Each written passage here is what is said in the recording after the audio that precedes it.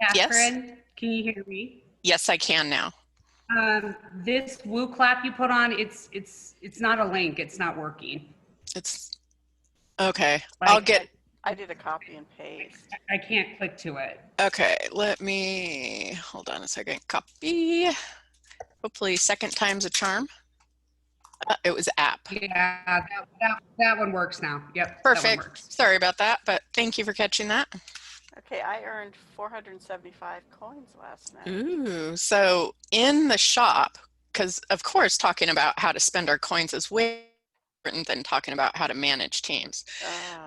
In the shop, I saw that you could buy some stuff outright. There was some stuff that was auction, and then there was some stuff that you could buy raffle tickets for. Right. Well, I've bid on something right now, but I think I've been outbid. So I may have to bump my bid up. All right. So let's give, I'll give everyone 2 more minutes to jump in since it's just 1 minute after. And I'll be bouncing my head between the 3 screens I got going on here. So should look like I've got whiplash between looking at your pictures and making sure everything is running correctly. Anybody have any questions before we get started? Anyone have fun last night? Who played? Did you guys? Oh, it was a blast. I had a lot of fun, met some new people, which is always great. I was worried about the networking virtually, but hey, if anyone can pull this off, it's Dan and Ryan. So Oh, totally. It was awesome. It's been fun getting to know people. I agree.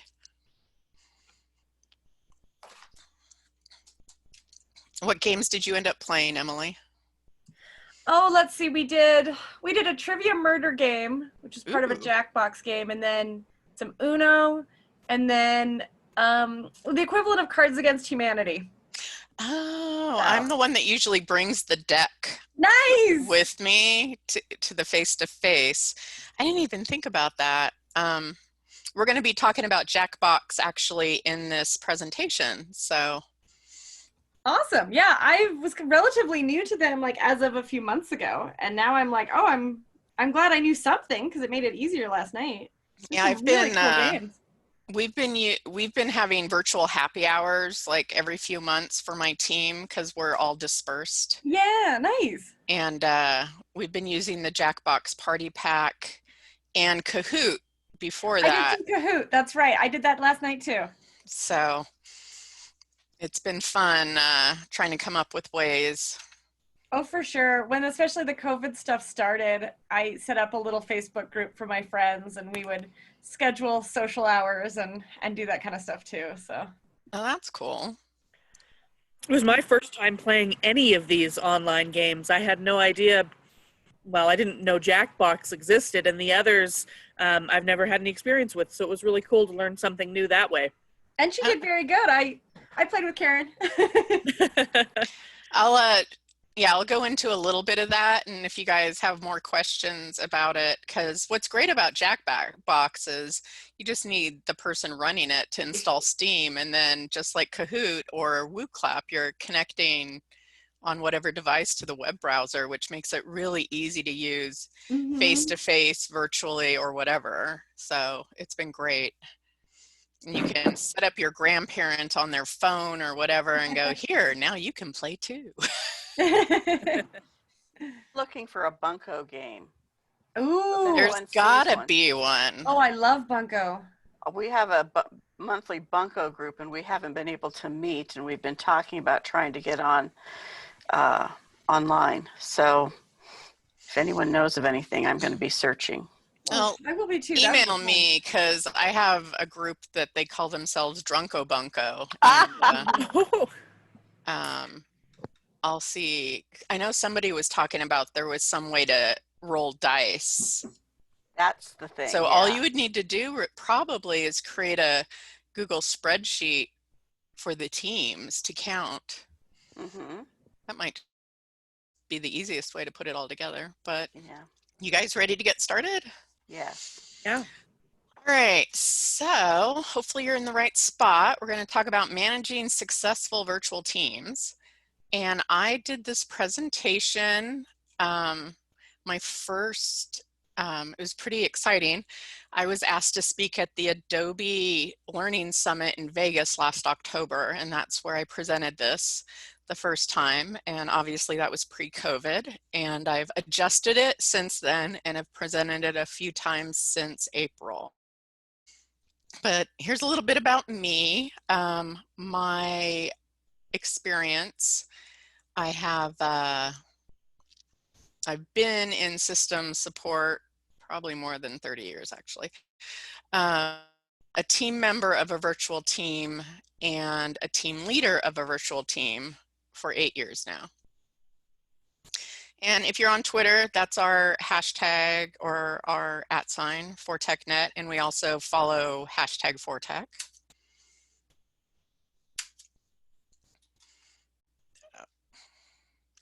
So just some information about me. I started in tech as a senior level engineer and director of IT before I moved into education. So it was a good crossover and a good tech mix from going from understanding platforms to understanding educational needs and helping bridging that gap.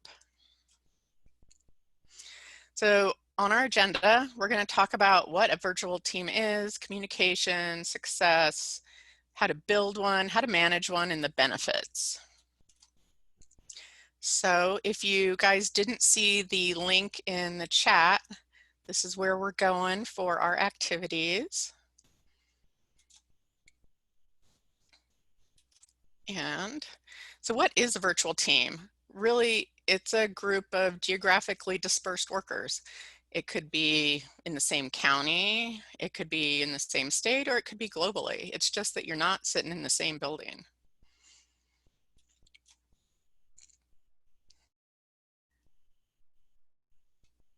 Hey, a little slow on that one. So on WooClap, your question should have popped up. So let's find out a little bit about what you guys do. You can check more than one. So if you're a member of a virtual team, and incorrectly, it is good. So, or you had nothing better to do, so you're just hanging out here, corona crazy. It took me a long time to find the perfect picture of that, and it is a FIFA sports, what do you call it, fan, so. I hit that wall yesterday morning. That would have been me. Well, you know, after 2 nights of drinking heavily with, if Montana had a Olympic sport, I think it'd be drinking. And I don't know if I can stay, you know, keep up with everybody on these game nights. So I'm on 3 shots of espresso. So we've got a lot of people that are a member of a virtual team and some people that manage. So that's good. We're going to talk about all of that and why it's great to utilize virtual teams. Now, I've been working on virtual teams since 2009. A great way to have this is you can get the best skilled talent and not worry about having to move somebody, or if you company or your organization can't afford to move someone, you know, you would only have the resources of the people that would drive to your location. Flexibility has been great. My first job, 100% virtual, was working for Moodle Rooms, and 2 little kids and running sport, I was able to tell the team, I'll be right back, drop my kids off at school, come back, pick them up, throw dinner on the stove, and I probably worked way more than 8 hours, but because I had the flexibility, it was just really nice. You can be a lot more marketplace, especially if people are across time zones. People tend to be more productive, and we'll get into some of those stats. And because we're so much more connected globally nowadays, it's a great way to increase your globalization of your company as well.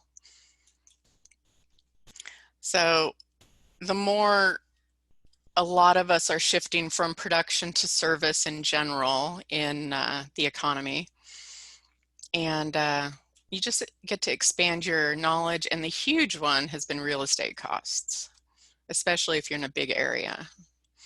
And in San Francisco, there's a huge collapse of the commercial rental properties in the last month and a half. So myths that teams are not as effective, when statistics have been showing us, and my personal experience is that you can out-succeed performance of traditional teams. The funny thing about this is I used to work for the biggest VMware reseller, and they would not let anybody work remotely. But they sold Citrix, set it up so other companies could work remotely, and VMware, but they would never allow anyone to work there, which was, you know, kind of ironic. Team members cannot develop trust. I think if you set up the right tools, they can definitely develop even more trust than face-to-face, because you don't have some of these social anxieties of walking into a new office or talking to someone that may, you know, look intimidating. A lot of that goes away. Trust does develop just as quickly, especially if you're focusing on skills and maybe your team, you're working on, you know, new code or fixing a bug. Accountability, a lot of companies or people feel there's no accountability. There's a ton of accountability. Working on a virtual team for over 10 years now, you see it. If the person doesn't get their stuff done because it's so service-based, you know exactly who didn't get it done. And, you know, if it was a client project or a client bug or courses need to be rolled out, it's clear that people didn't get their work done. And when things go wrong, it's because of technology? No. It's usually because of the lack of education around the soft skills they need to do their job with the technology. If you guys have any questions, you can just holler out or type them in. So in 2009, there was a study of 80 global software teams, and it showed that some organizations were seeing a gain of up to 43% in productivity. So who uses virtual teams? And this study was before COVID. I think it was last year. So organizations polled, 46% at the time were using it. Only 28% were US based, which actually surprised me because Silicon Valley is here. But, and I would have thought that people would be utilizing the technology we have, especially with being a very high-tech country. But 66% of multinational organizations were utilizing virtual team, and organizations with over 10,000, 80% were utilizing them.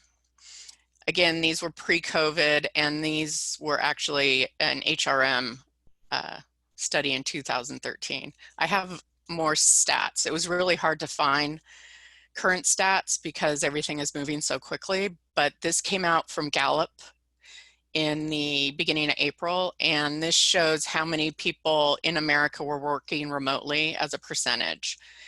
And it obviously shows that companies and organizations were trying to adapt, which is great.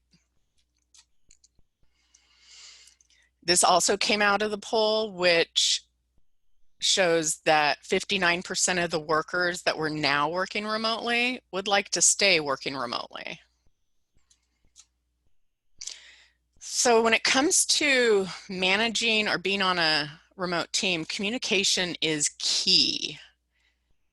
And Stephen Covey said, the biggest communication problem is that we don't listen to understand, we listen to reply, especially if you're in tech and I have this problem. I want to jump in and answer as quickly as possible. And I really have a problem, or if I'm in a conversation where I'm getting excited, I'll start talking over people, which is horrible. But so I've got to ratchet it down and try to sit and listen and think about, should I speak, should I speak?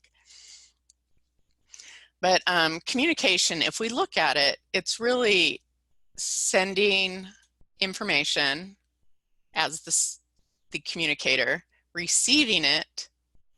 So it's like walkie-talkies. You know, you're sending something out, somebody hears it, they receive it. You need to make sure it's simple enough to be decoded. We'll get into a little bit more of that when it comes to people in various different countries, even if they do speak English, or people that don't speak English as their first language. Save your SAT vocab for the social gatherings and make it as simple as possible. If any of you guys have been on either end of tech support, this is exactly it. You want to pretend that you're talking to your grandmother and go, well, what do you mean it's broken? How is it broken? And, you know, try to decipher what the code is and what they're trying to say. So what plays into communication? We have all kinds of different communication skill types. There's none that are better than the others. You have different styles of communication. Again, we're all different.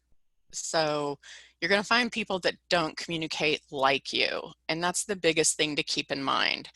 When I was running teams and I was director of IT in my late 20s, the hardest thing for me to learn was I was never going to get the same level of work or the same level of quality out of anyone that works for me that I expected out of myself. And it took me like 15 years to learn that, because it was like, why is this so hard? Just do it at this level.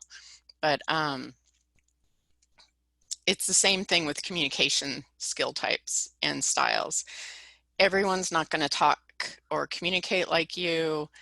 Everyone's not going to have the exact same skills as you do.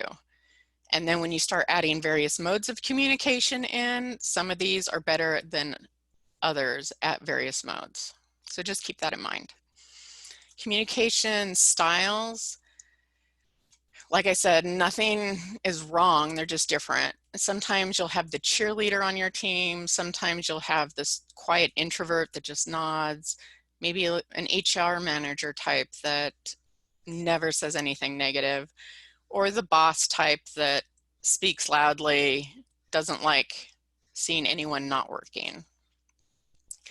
Here are some communication styles. I kind of tried to blend a few different ones together. There are, you know, some people go by Myers-Briggs, some people, you know, there's all these different ones out there, strength finders, but really it comes down to about 4. You have your thinker, your socializer, your director, and your empathizer, and everybody falls into somewhere in here. Like you might be on the cusp of some of these, but usually people are a little bit more one than the other. But when you're thinking of the people you work with on your teams, if you know that they're very quiet or they have a sympathetic ear and are always trying to help people, you have to take that under consideration when you communicate with them. And if you're the manager, try to utilize that and motivate them. So if you have someone that likes to help people, give them a task that put a project together. Or if you have someone that really likes to think outside the box, give them something that can utilize their strengths as well. I do have a couple, I was just looking, there are questions popping up. I do have a couple tests for communication styles. There was one that I've used out of Stanford in some of my workshops, And I have just the PDF of it. I can load it up into the class later for you. As soon as we're done, I'll dig that out. And then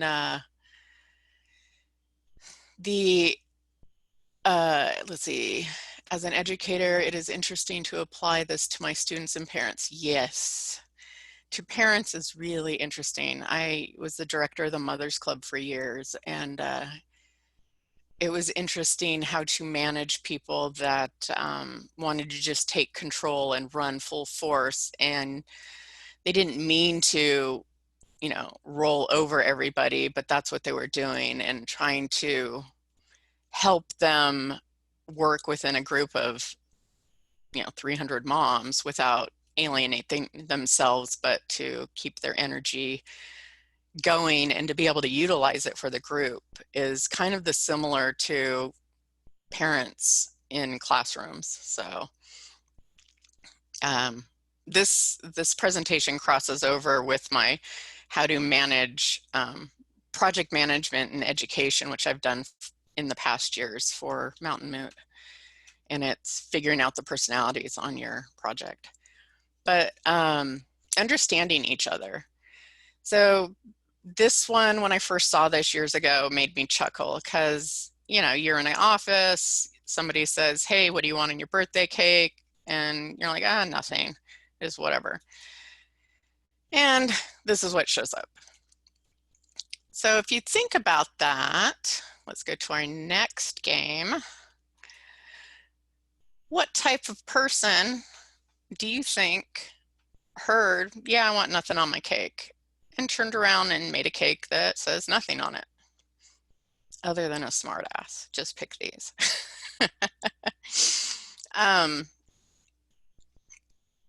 Anyone else? Oh, we got 2 participants. I can count. Come on, people. There we go. So I think it would be the analytical person. Information in, information out, no rethinking it. But you could argue and tell me I'm wrong, but that's what I think. So let's go to our next question. If this statement by, the statement that Dale Carnegie said, do you think it's true or false? 90% of all management problems are caused by miscommunication. Thinking about what you've come up against in your organization.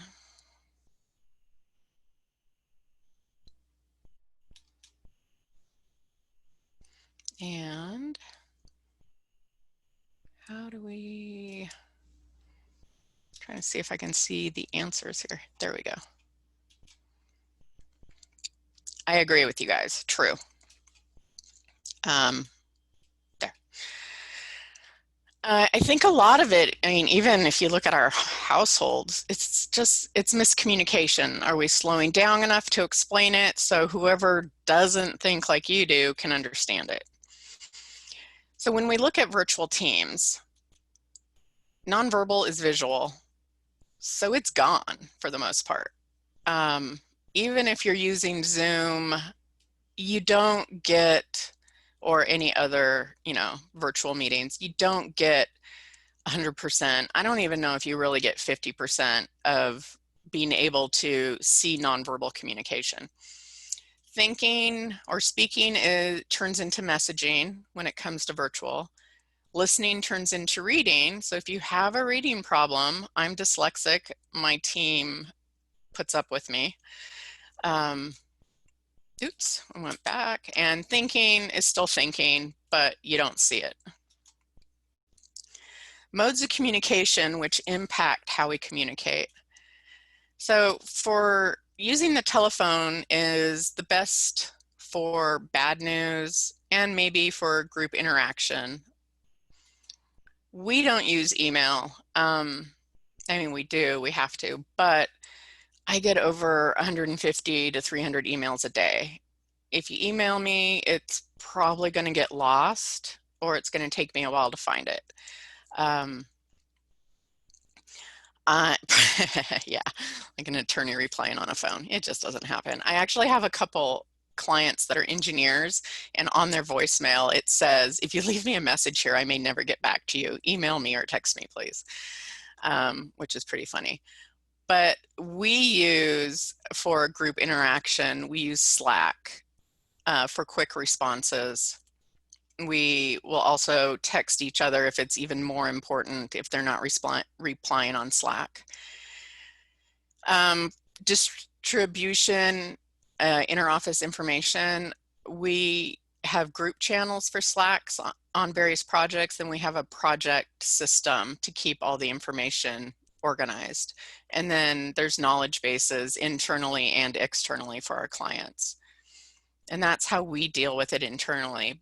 But I've worked with multiple clients where one department will use Slack, another department will be using Microsoft Teams, and it's so and fragmented that you never get a good communication platform.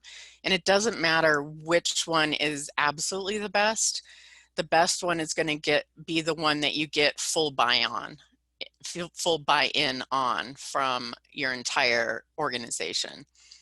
So even if you love Slack and you only have 20% of the people using it, you should probably abandon it if you can't get everyone on it and find something else.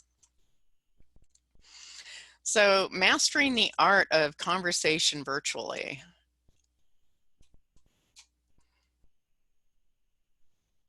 I think I actually, Jennifer, I think I have that quote somewhere in this actually.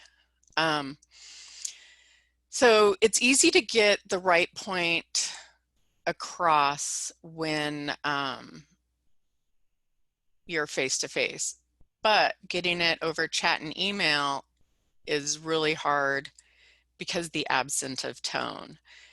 And the absence of tone is huge. We've all seen a text, and depending on if you got a horrible email or you had to threaten your children with bodily harm to get them to go to school or put their shoes on, the minute you pick up your phone or your computer to work, your mood or your past experiences that day are going to impact your communication on your side, just like it's going to impact everybody else's communication. And I think female communication is worse in some ways because at least I overthink everything. But I'm also very analytical. I also go into projects, and when I introduce myself or I'm on the project, I tell people I'm very direct. I'm not trying to be a pain in the butt or whatever, but I'm very direct. And if we have a lot going on, I'm very quick. And I tell people that ahead of time because being female, other females, if they're more sensitive, will think that I'm being very rude or, the B word, etc., where I'm just project driven when I'm working. And again, the importance is one, absence of tone, but I try to explain how I communicate to people ahead of time to take out, if I'm going to be intimidating or if I'm going to be seen as, not a team player, where I'm just project-based. Where more guys are project-based. Yeah, telling people ahead of time, it really does work. People will be like, oh, thanks for telling me that. I, thought you were being mean, or someone will pull me aside and say, hey, I just heard so-and-so thought you were kind of mean. And I'll just go over and tell them, I'm really, really sorry. That was not my intention. And I'll just take care of it right away. Yeah, there is the paper trail, and I'm a huge proponent of paper trail, especially with clients. So after I have a phone conversation or a meeting, I'll put everything in notes and send it out to people and say, hey, here's my notes from our meeting. Please let me know if I missed anything or if anything is incorrect. And I And then, you know, if nobody replies, then you have that as a documentation as well. But what I do for conversation is use a lot of emojis, LOL, and take extra time to explain your intent. Being dyslexic also, you can probably tell that I'm stumbling on some words or skipping a word in a sentence. It's just my learning disability, and I try to catch it. But taking the time when I am sending an email, I'll read it twice. If it's really important, I have someone else proof it. I'll put emojis in. So if people did have a horrible day, or, you know, were upset about something else and read my email, that they can tell that my intent was not to be aggressive or not to be mean. And that's an important piece, is just making sure it's all about intent and, you know, getting your work done and their work done. And if somebody gets upset, it will slow down whatever you're trying to accomplish anyway. So take the time to use emojis, LOL, smiley faces, whatever it takes. You really have to bridge the gap of understanding someone on remote teams.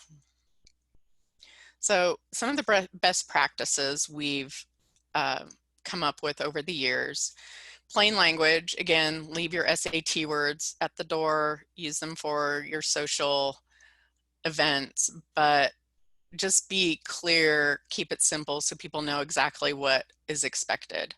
Bullet points. I've had team members that I've explained this on. They've written this was actually last summer at one of our retreats. I was working with one of our team members, and they wrote an email to a client, and I was like, okay, now back it up. She's not going to see any of this. Put it in bullet points, or you're only going to get an answer to one of your questions. And I'm notorious for this. You send me an email with a bunch of questions in a paragraph, I'm not going to see it. Reading is not my strong point. I don't read for fun. I'm dyslexic. So I try my best to read, but if it's in bulleted or the questions are numbered, it just makes the life easier for the person that gets it, and you are going to get the answers back. And really, you're putting the time into that email to get your answers. So just bullet it or number it. I always joke, pretend they're your grandma, or pretend they're a 10-year-old. Make it that simple. Yeah, as soon as I see 10 paragraphs, as soon as I see 2 paragraphs, I don't read it. Sorry, people. Use a messaging tool that will allow you to edit. Sometimes I will write 4 or 5 times the one word that I wrote wrong, the first sentence, and then try to correct it, and then try to correct it, and try to correct it. And then half the page is me trying to get that word correct in the first place. So Slack lets you edit. Skype used to, I don't know. I know they stopped when Microsoft took it over. I can't remember if Microsoft Teams uses it, but if you have some sort of quick messaging tool that will allow you to edit what you wrote, it makes it easier for everyone else. Have a glossary of jargon and terms for your internal team. So if you have someone that comes on, new to the team, it's a good way to help indoctrinate them or help them feel like they're not part of the group. If you use jargon, or if you use, RN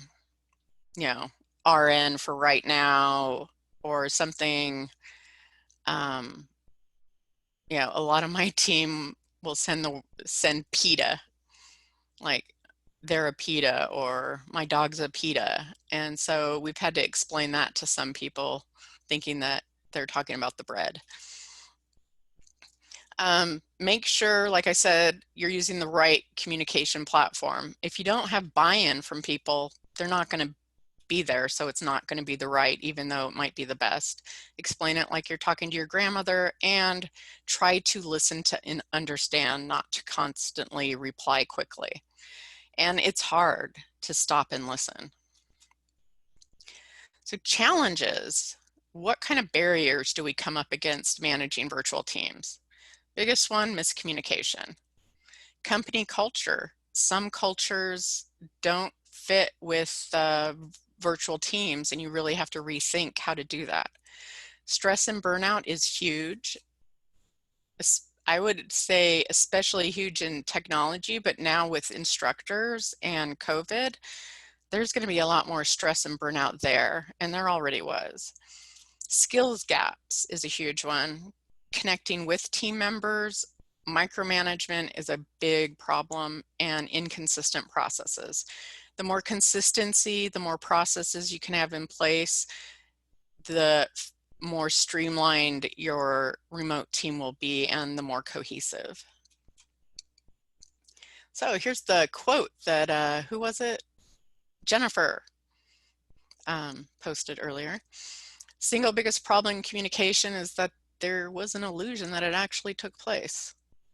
I like to have people at the end of every meeting, and this is more in my project management presentation that I've done, is never leave a meeting without everyone having tasks and everyone repeats the tasks that we at the wrap up. You don't leave without one, booking a new meeting, and two, allocating or assigning tasks for everybody regarding what the agenda was on.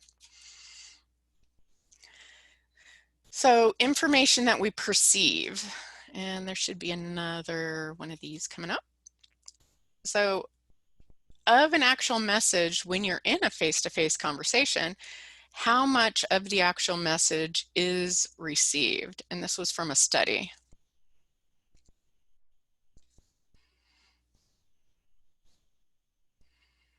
I'll give you guys a few more seconds to reply here.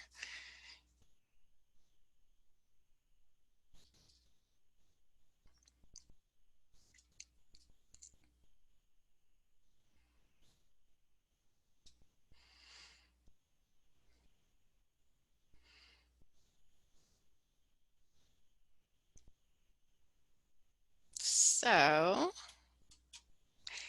it is actually 7%. And this did come out of a study that dealt with communications of feelings and attitudes. I had showed this to my daughter when I was putting the presentation together last year, who is very monotone and not very expressive. She just walked in and she was like, "Oh, I'm screwed," and walked out. So I thought that was funny. So how do you build your company culture when you have remote employees? So let's pop over here again and just enter in kind of a free form. What do you think?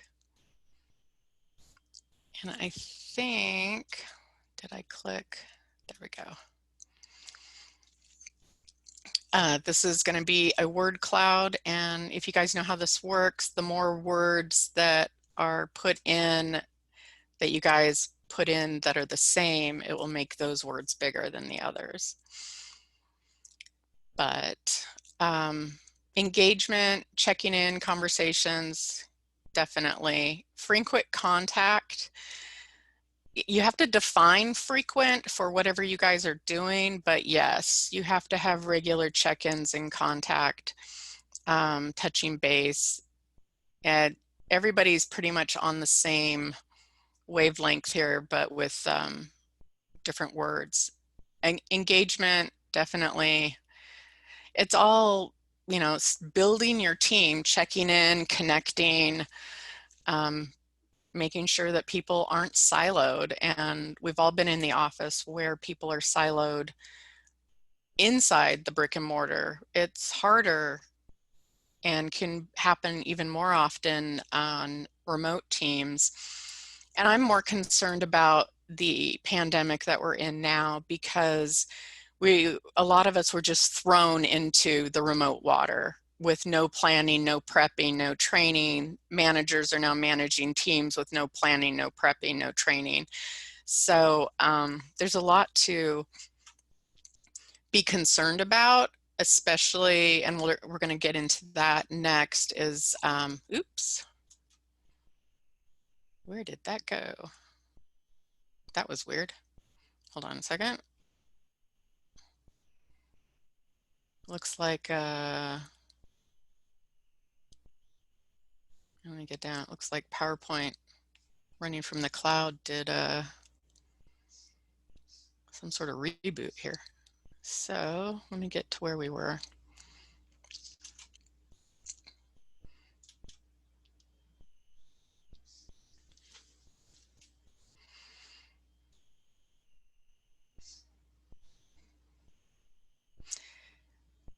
Yeah, siloing is an issue inside and out. All right, let's move on, and hopefully I don't click stop or whatever happened. So how do you build a company culture when you have remote teams? We've seen creating virtual hangout spaces, so not just the Slack channels for work, something for fun. We have the water cooler where people will post pictures of what they did on the weekend or what or their pets. Ongoing communication training is important. Understanding that making sure everyone understands that not everyone communicates the same and they don't process the information they're hearing the same. Offering perks and in-local person opportunities. We do this. I'm trying to do it even more now, where we have Fortech is in Maryland, Montana, Arizona, several places in California. And so if there is an ATD group locally, Daryl's part of Big Sky, and as a company we paid for that. And then we have if there's an activity or some sort of networking event, we'll send someone to that event, and then at our next meeting have them report back about what happened and train us on what they learned. So instead of having to pay to have everybody go to a conference, you can send one person to the local conference or event and then have them report back. And it also makes them feel important because they're taking notes knowing that everyone else is going to want to hear what they learned. Utilizing time zones for productivity. If you're running a support desk or have clients in various time zones or people working on, say, course design, you can hand it off and have it continue if you have a deadline. And building effective relationships with the team members are important, as we've talked about. So communicating under stress. Our brains work completely different under stress. And with what we're dealing with right now, your best workers are everybody's impacted by stress. So quiet could mean they're depressed or sad, irritated, frustrated, impatient, nervous. That can be caused by stress. Lots of energy in stress conditions could turn into angry or scared, and then overdrive can turn into aggression, anxious, fear, rage. And it's just, out of character when people hit stress at that level. Information fatigue syndrome is actually a thing, and I got this information from one of the medical journals about IT, and this was written up. It can cause poor concentration, diminished productivity. You can get sick, chronic states of irritability, overstimulation, the compulsion to plug in. I think everybody has that if you have to work now online. Traditional stress, IFS can cause just getting sick quicker, and this all leads to burnout. So with burnout, on top of everything else, if you're managing a virtual team, you need to look out for it. Other barriers to look for is skills gaps. The biggest challenge, and the one that really can't be solved, is if one of your team members does not have the skills that are needed to use the technology that you're using as a remote team, they might not be a good person to have on that remote team. As long as everyone's trainable and they're not technically phobic, but if they are and you're up against that, that might not work and it might cause problems in your entire team. So just think about that. Micromanagement is horrible for virtual teams, and it will make people want to hide from you if you're the micromanager. So usually there's a stretch break, but you can get up and dance for 10 seconds if you want, but we're going to move on. By the way, that's my dog in the middle, or used to be. Virtual team members, what do they need? So you need a sense of belonging. Structure, you want to make sure that you're developing their skills, not just for what they need for their job, but also to work remotely. They need to connect with team members. You need to have fun. You need a purpose and recognition, just like all jobs. If you feel like you have a purpose and you're being recognized, if you're the manager of that team, the more purpose and recognition you can give, the better your remote team will work. Biggest struggle with people working remotely, and this came out at the end of last year, so I'm sure it's a little bit different with COVID, but unplugging after work is the top one. I own the company and manage a team of virtual people, along with managing virtual sites and helping companies with their ed tech, from platforms to courses and everything in between. So I am horrible at unplugging. I was sitting on the beach in Chile several years ago when I should have been having fun checking to make sure projects were still moving forward. Distractions at home, that's a hard one. And, you know, it all depends on if you have kids and such, and have can hide away. Taking vacation time, you've got to find a way to unplug. And this is coming from the person that's horrible at unplugging. But you have to find a way to unplug. And also finding reliable Wi-Fi is huge. So, and I know we're getting close to the end here. Personality, interests, expectations, what motivates them, strengths, areas of improvement. All of those are important to help them be the strongest virtual team member you can get. So what are some of the ways that you can bring your team together? Oops. If you have some ideas, put them in. Let's see, let's go to the word cloud again. Zoom does work. We are seeing a lot of Zoom fatigue. Fun weekly competitions. Yeah, we've had, a while back, we all changed our icons in Slack to superheroes we related with. Or one of my clients has day where people at least have to turn on their camera or change their picture to have a funny hat.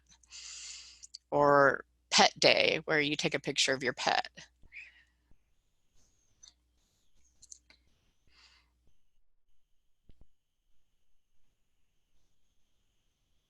Formal engagement, games. Yeah, you've got to find a way to create that let's go out after work and have a beer kind of thing, but virtually. So we do virtual happy hours. We do the virtual games. A lot of you have come up with these also.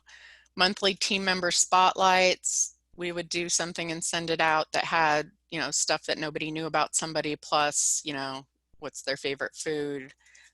Competitions, we use Jackbox and a few other things occasionally. Our last happy hour, it's not in my room right now. We sent everybody a flower pot and they had to paint it.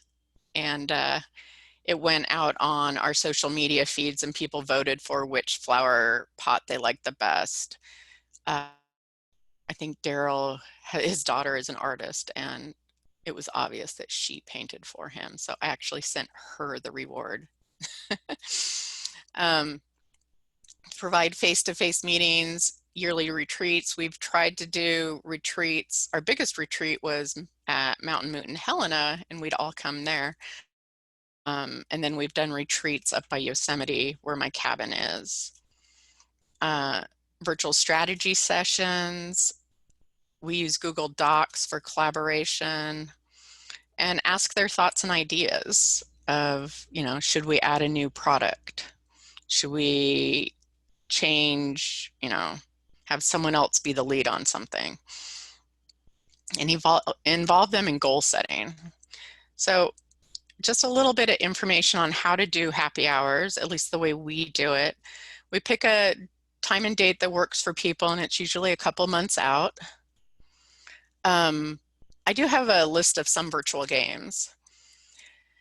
We use the UPS packs, the little boxes, and we'll fill them with stuff. And this one was decorated on the inside for Halloween as well. And the box will say you can't open it until you actually are on the happy hour. And during the happy hour, we use either Google Hangouts, a Connect, Kahoot, Jackbox, and you know, we'll have, just like we were doing last night, the running, you know, who won, and then after each of the games, my company would send the winner a $10 Amazon card. And this is just some of the screenshots. Jackbox, I think there's like 6 party packs now, and some of the games are better than others. Fibbage, the ones that will do 6 to 8 people have more engagement and interaction than like bracketeering, which will take 16, but it's not as fun, at least in my opinion. These are just pictures of our team outings. Last time we were up in the Sierras, our assistant made us all go get pictures taken, the old-fashioned pictures.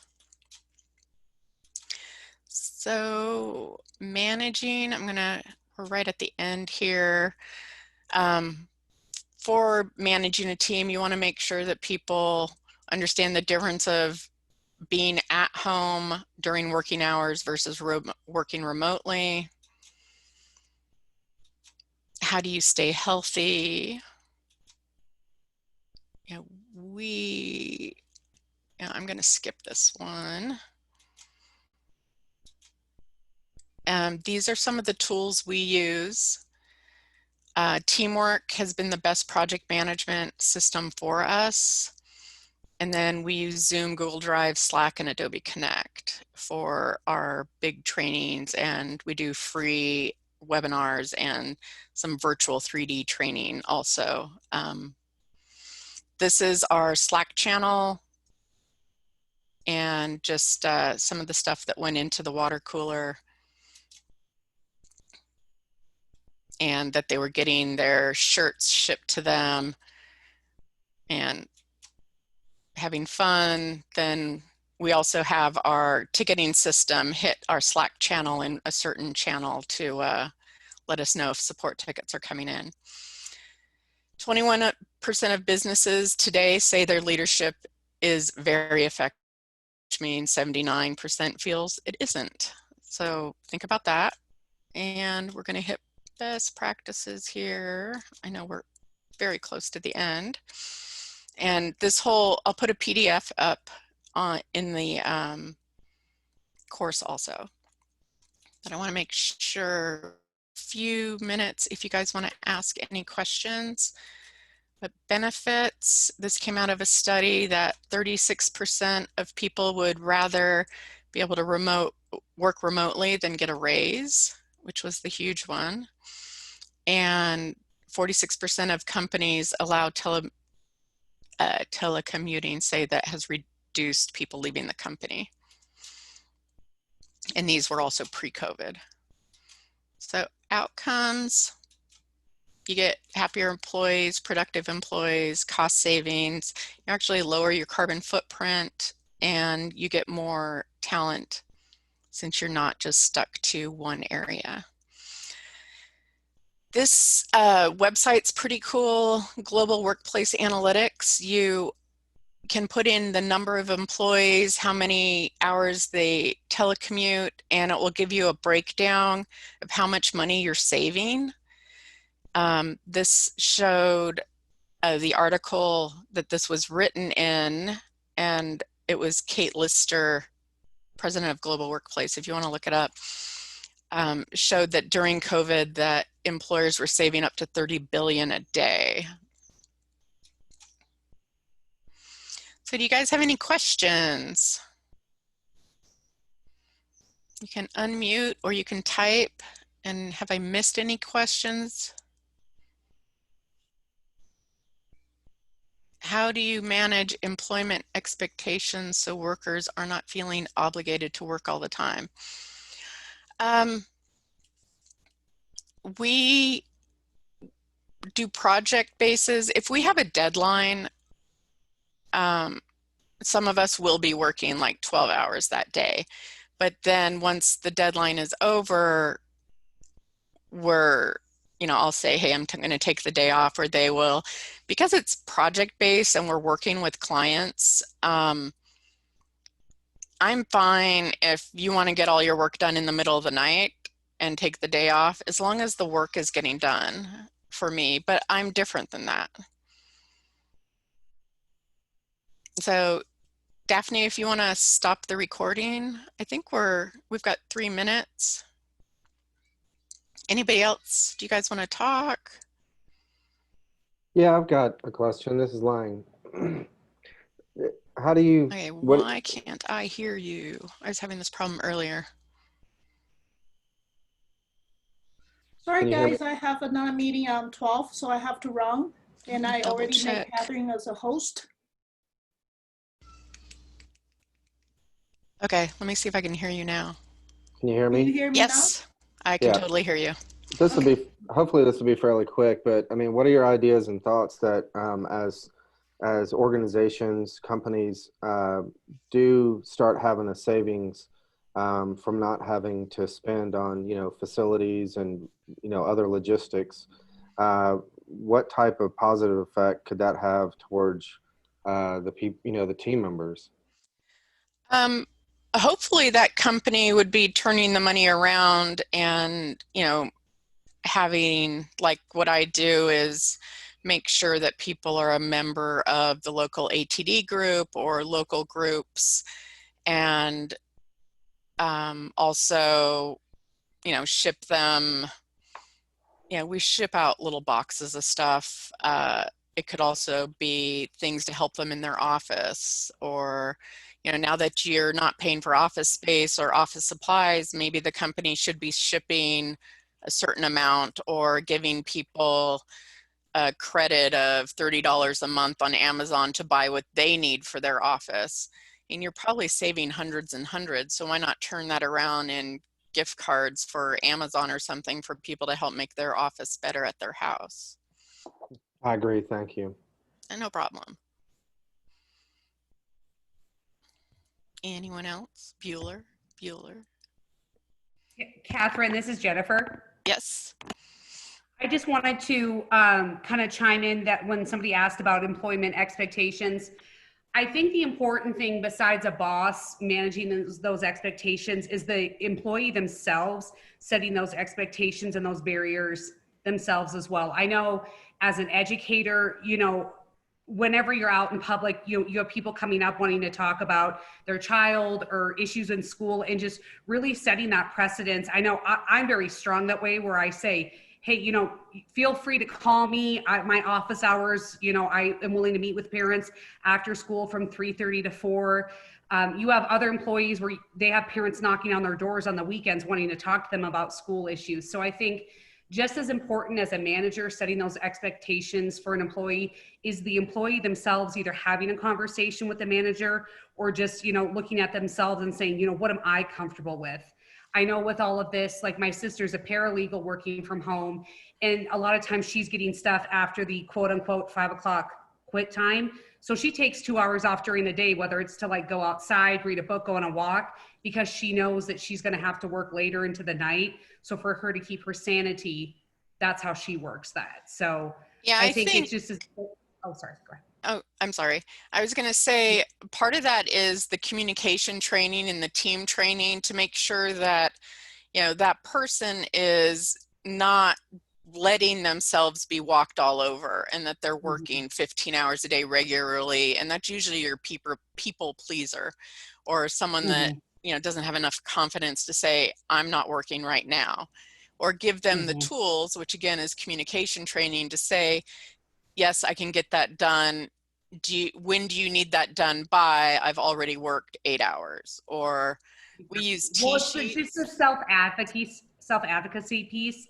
And I mean, that comes just with experience and time and maturity and whatnot. But again, just, I think even as a manager, just telling your employees like, hey, you have the ability, this, you know, to say, no, I can't do this right now, or I've got to do this. These are your expectations. Let me know how you're able to make this done, but feel comfortable doing it. Yeah, and I think That as a was manager to train people or give them a set, like a cheat sheet of say this, you know, you're not sure how to say no, here's 4 statements you could use, you know, because exactly. you just don't, you have all different kinds of personalities. So Yeah. Oh, yeah. So that was just my 2 cents. yeah, it's very good. Thank you. So if you guys, we are past the time, but I am happy to hang out if pick my brain for a while. Otherwise, I will find you guys later. And make sure you fill out the evaluation. You also get coins for that as well if you want to buy some of the swag later. And I will be posting the PDF and the personality skill set that I was talking about, or the simple test that you can give if you have team members and you want to do something like that.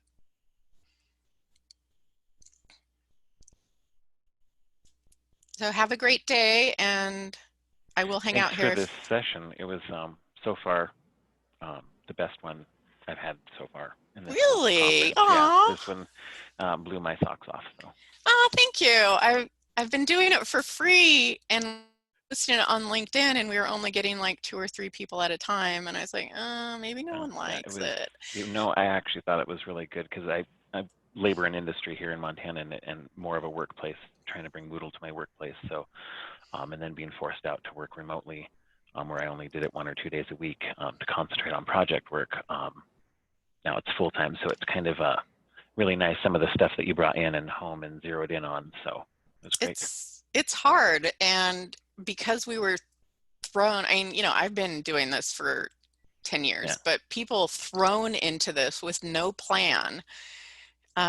You know, it will impact their mental health, their productivity, everything. And then being government, the government really has never, ever thought that that was a good idea. And then now it was kind of a force, like, well, you've got a laptop, don't come back to the office till we tell you to. So it's been really interesting. So.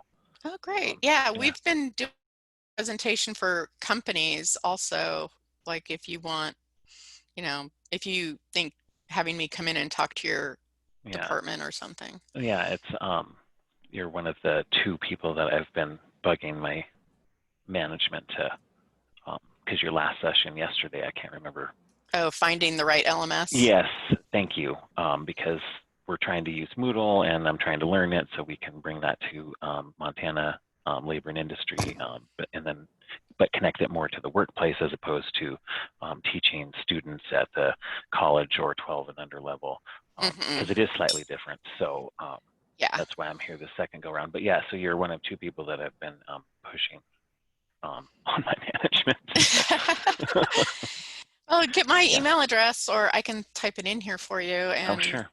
Yeah, you that would can be great. contact me anytime. Okay, cool. Well, I appreciate this session so far. I joined another session the first 15 minutes, and I was like, okay, I completely misunderstood what this was, because there was a few buzzwords in the descriptor of the course, IEP, which in my workforce development parlance is individual employment plan, but apparently it's a student plan too or something. It's independent, yeah, independent education plan, and it's for students with disabilities. Yeah, so I was like, okay, I'm completely lost. I'm just going to leave this one, and I got to make sure that the guy knows it wasn't his content. I didn't think it was what I thought it was. So, but yeah, so this one was great. I just appreciate that. So thanks so much. Cool. Well, thank you for the feedback. Yeah, for sure. Have a great day, everyone.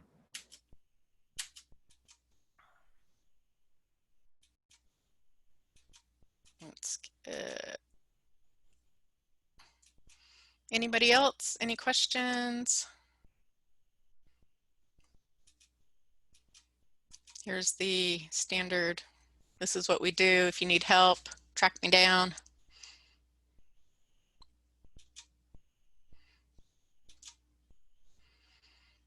Have a good day, everyone.